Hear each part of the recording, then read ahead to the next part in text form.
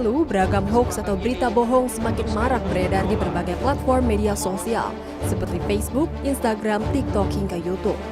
Mulai dari konten menyesatkan terkait proses pemilu hingga mengandung fitnah dan adu domba terhadap para kandidat politik. Setelah pemilu dilakukan, banyak berita hoax yang bertebaran di media sosial sehingga meresahkan masyarakat. Ingin tahu bagaimana pendapat masyarakat? Check it out!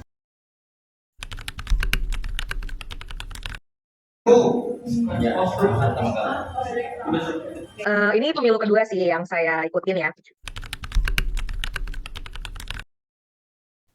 Ya, menuju ke pemilu tanpa ada politik identitas. Kita ngomongin demokrasi di dalam pemilu harusnya diikuti atau sejalan dengan yang namanya asas pemilu. Ada beberapa jurdil. Nah, menurut aku sih belum 100% demokrasinya. Kenapa? Karena jelas kita tahu masih belum jujur dan belum adil mungkin. Nah, belum jujur itu mungkin kayak serangan pajak, itu pasti masih banyak. Dan itu juga langsung beredar di sosial media. Baru juga ada banyak video orang-orang yang diarahkan suaranya kemana. Entah nomor berapapun itu pilihannya. Menurut saya sangat berpengaruh karena saya rasa pemilu tahun ini banyak orang milih presiden melalui apa yang mereka lihat di media sosial. Jadi berpengaruh. Saya lihat saya sendiri di sekarang kan platform terbesar sosial media adalah TikTok. Di TikTok setiap hari pasti ada video paslon-paslon yang selalu lewat, dan video paslon yang paling banyak itu paling berpengaruh dalam elektabilitas paslon tersebut. Karena pada pemilu kali ini pemilihnya paling banyak adalah Gen Z atau pemilih pemula yang rata-rata umurnya sekitar 17 sampai 25. yang pastinya ada, karena sebelum pemilu mungkin politik akan selalu ada, setiap hari pasti ada pembahasan politik dan lain. Cuma setelah pemilu saya rasa itu mungkin lebih reda, lebih tidak terlalu sering bahas politik lah. Gitu. Dampak positifnya mungkin kita bisa tahu progres pemilihan ya, berapa persen yang dihitung. Kita lebih gampang kalau tahun ini dari KPU kan juga menyarankan kalau misalnya ada kecurangan, misalnya ada istilahnya suap atau apa kan, kita tinggal foto, ada bukti, kita upload. Negatifnya tuh kalau media tuh ini, kita ngomong satu kalimat kan misal, itu dipotong gitu loh, itu yang seolah-olah menyalahgunakan atau menyebutkan salah satu pihak. Dampak negatifnya yang pertama itu ya pastinya hoax ya, berita bohong. Misalnya ada berita-berita yang apa ya, sebenarnya itu tidak ada hubungannya dengan pemilu, tapi akhirnya digoreng lagi, istilahnya digunakan untuk menjelekan paslon tertentu.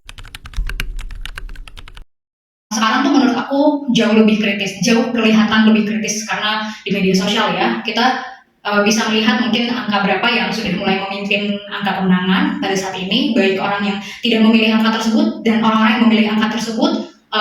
Kedua pihak itu mulai kritis untuk melihat visi misi dan tujuan mereka itu seperti apa. Mencoba untuk mencari tahu bagaimana cara mereka untuk bisa memenuhi hal ini, sedangkan di Indonesia masyarakatnya banyak sekali gitu.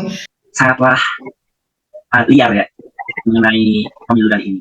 Jadi dengan dipermudahnya informasi dan juga dipermudahnya kita untuk bersuara, banyak orang-orang yang menggunakan suara tersebut untuk mencaci maki, menghina, dan menyebarkan hoax.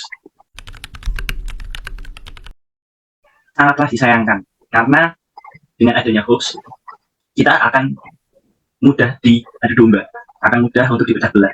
Padahal berita tersebut tidaklah benar, tidak bisa dibuktikan kebenarannya. Dan itu Hoax itu menurut saya jadinya memecahkan masyarakat, memecahkan persatuan gitu. Tidak sih. pernah aku menyampaikannya di story IG, di Snap. Postingan-postingan mengenai pemilu, kecurangan pemilu, nah itu aku post. Saya blog and report. Aku lebih menyarankan untuk kominfo lebih banyak terjun ke media sosial untuk membenarkan berita tersebut. Misalnya untuk pengawasan, jadi ada tim khusus untuk memantau berita-berita yang beredar di masyarakat. Dan kita sendiri bisa menghindari gitu. Yang menghindarinya itu kan ada dua ya, ada hal yang bisa kita kontrol dan ada hal yang tidak bisa kita kontrol. Yang pertama itu hal yang tidak bisa kita kontrol adalah ya keinginan orang lain untuk membagikan informasi buruk itu. Ya kita nggak bisa atur orang lain. Tapi yang akhirnya kita bisa atur adalah hal yang bisa kita kontrol. Yang pertama itu adalah ketika membaca suatu berita tertentu, jangan langsung percaya. Itu tadi yang aku bilang, cross check lagi informasinya, apakah itu benar, apakah itu valid, apakah tujuannya hanya untuk kepentingan pihak tertentu atau untuk memecahkan masyarakat misalnya gitu ya. Jadi sangat penting untuk cari tahu dulu kebenaran informasi itu. Itu ketika kita mendapatkan informasi. Dan yang kedua yang bisa kita kontrol adalah jangan menyebarkan informasi hoax itu. Ketika kamu belum tahu kebenarannya, ya jangan dibagikan ulang. Jadi berdasarkan hasil wawancara yang telah kami lakukan, diketahui bahwa pemilu tahun ini banyak diikuti oleh generasi Z yang berusia 15-25 tahun yang merupakan pemilih pemula. Jadi berdasarkan hasil wawancara yang telah kami lakukan bahwa perkembangan teknologi terkhususnya sosial media sangat mempengaruhi atau sangat berpengaruh terhadap hasilnya pemilu.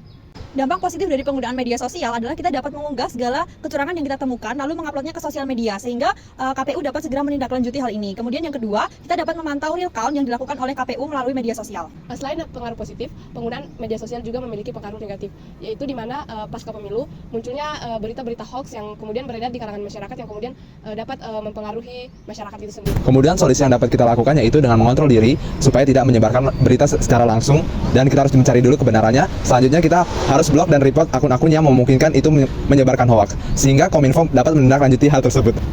Demikian hasil wawancara kami. Terima kasih. Bye-bye.